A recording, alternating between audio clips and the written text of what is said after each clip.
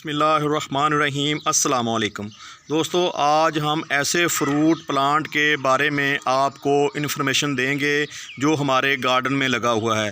दोस्तों, बहुत ही कम केयर और कम मेंटेनेंस में दोस्तों बहुत तेज़ी से ग्रोथ करने वाले इस पौधे का नाम है फालसा प्लांट।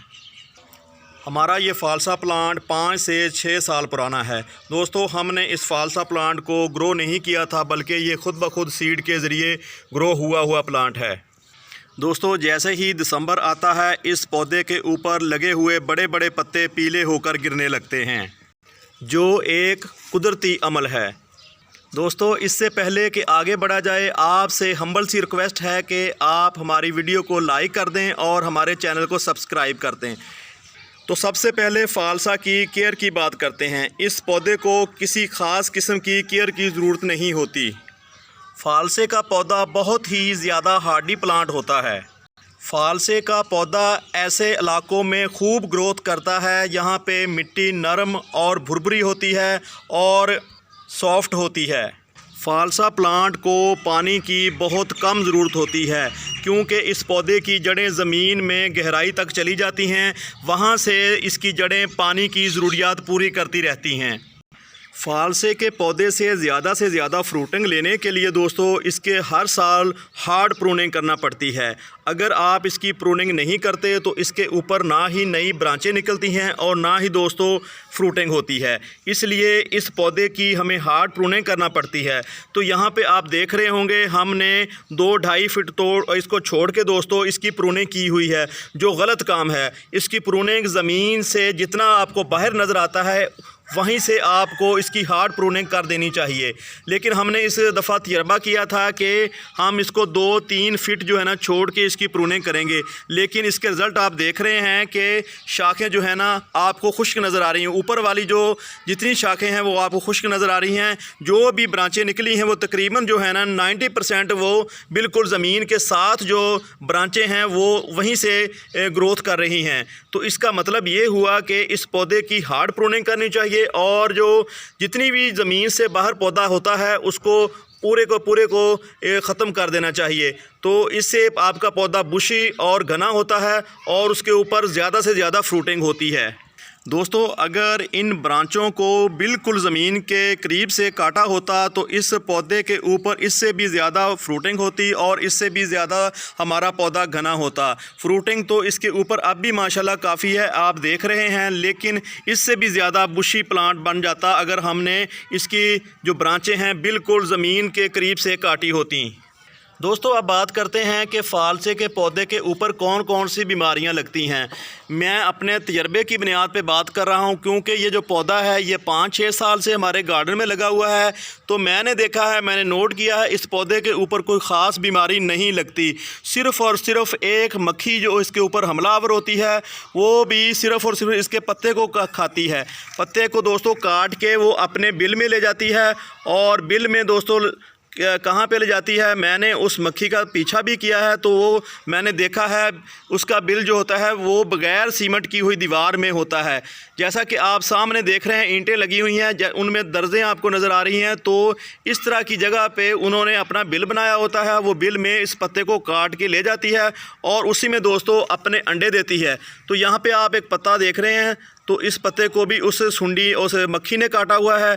तो वो मक्खी जो इस पत्ते के अंदर अपने अंडे देती है और इसको रैप करके दोस्तों अंडे को इस तरह इसको ढाँप देती है। इसको अच्छी तरह जो है ना इसमें फ़ोल्ड कर देती पत्ते को फोल्ड जब हो जाता है तो उसके बाद दोस्तों जो अंडा होता है वो उसी पत्ते में हैच होता है।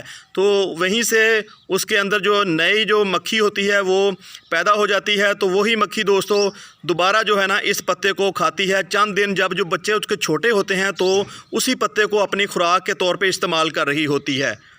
उस मक्खी का घर इस तरह की दीवारें होती हैं। यहाँ पे आप देख रहे हैं ये बग़ैर सीमेंट के हमारी दीवार है। तो इसी जगह पे इस दर्जों में दोस्तों उस मक्खी ने अपना घर बनाया होता है।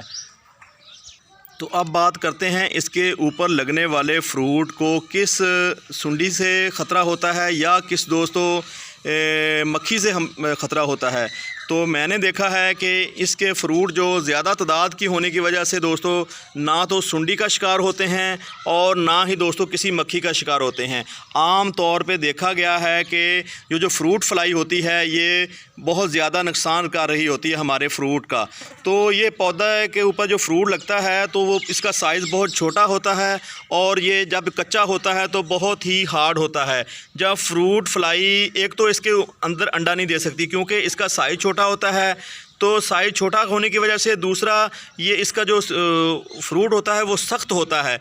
तो जब वो अपना अंडा जो है इंजेक्ट करती है उस फ्रूट के अंदर तो वो अंडा सख्त होने की वजह से फ्रूट सख्त होने की वजह से उसके अंदर इंजेक्ट नहीं हो पाता। तो इसलिए फ्रूट फ्लाई से भी यह पौधा महफूज रहता है। और दूसरी जो परिंदे हैं या जो दूसरे हैं अपना कोई भी इसको दूसरी चीज़ें नुकसान नहीं पहुंचा सकती क्योंकि एक तो इसके ऊपर फ्रूट बहुत ही ज़्यादा मकदार में होता है और दूसरा जो लगने वाला फ्रूट वो ज़्यादा तार जो है ना काफ़ी आगे जाके कुछ 2-3 महीने के बाद दोस्तों वो पकता है। वो जब पकता है वो भी खट्टा होता है। तो वो खट्टा होने की वजह से ये कीड़ों और दूसरी जानवरों और परिंदों से दोस्तों महफूज रहता है। दोस्तों इसकी ग़िज़ाई ज़रूरियात के हवाले से बात की जाए तो इसको कोई ख़ास किस्म के फ़र्टिलाइज़र की ज़रूरत नहीं होती। साल में आप एक दफ़ा दोस्तों जब इसके ऊपर नए पत्ते आने से पहले आप थोड़ी सी इसको गोबर की खाद डाल दें तो ये गोबर की खाद से ही दोस्तों अपना काम चला लेता है। बहुत कम केयर वाला पौधा है, बहुत कम मेंटेनेंस के इसको ज़रूरत पड़ती है। तो आपने सिर्फ इस पर एक ही केयर करनी पड़ती है आपको। जब दिसंबर आता है, जब इसके पत्ते गिर रहे होते हैं तो आप इसकी हार्ड प्रूनिंग कर दें ताकि दोस्तों ये ज़्यादा से ज़्यादा ब्रांचें निकाले और ज़्यादा से ज़्यादा शाखें निकाले। तो यहाँ पे भी उस मक्खी के आप देख रहे हैं ये जो ना यहाँ से इसने अपने पत्ते को काट के अपने बिल में ले गई है। और यहाँ पे ये देखें अमूमन जो ये मक्खी होती है ये ना वो जो सॉफ्ट पत्ते हैं जो नए पत्ते आ रहे होते हैं ना उसी के ऊपर हमलावर होती है। तो आपको पता है पौधे की खुराक जो होती है वो पत्तों में बनती है। जब पत्तों को खा लिया जाता है तो पौधे की उस तरह की ग्रोथ नहीं रहती।